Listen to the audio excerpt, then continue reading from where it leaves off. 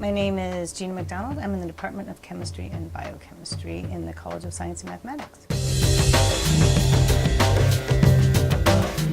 I am what you might call a biophysical chemist, and what that means is that I look at biological molecules on a very molecular level, so at a very small scale is how I would describe it.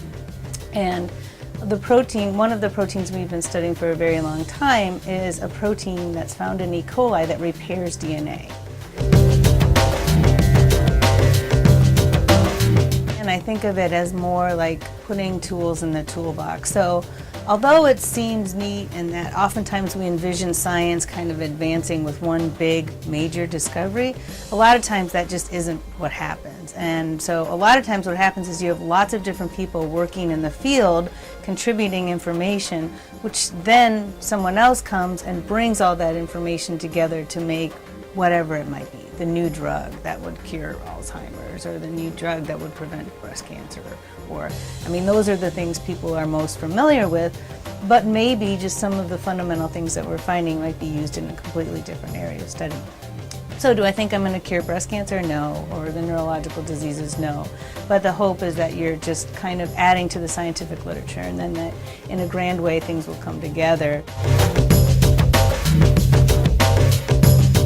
Many of my students have gone on to become doctors, researchers, professors, teachers, work for industry.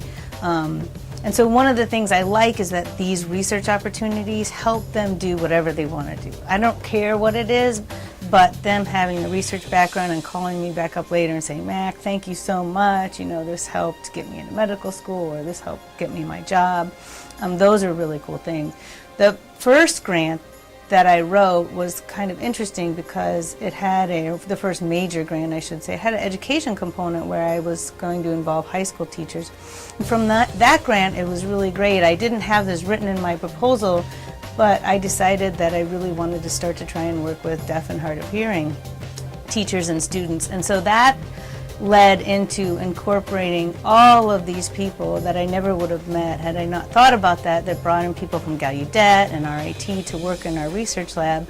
Those initial things ended up going into our research experiences for undergraduates, which funds student research every summer, and so that's been going on for a long time. So I think there are scientific opportunities where it's like, oh, we find really interesting results, but yeah, I think the reason we do this is because the people we meet and how we're able to impact those students' lives and allow them to do things that they probably wouldn't be able to do without that research experience.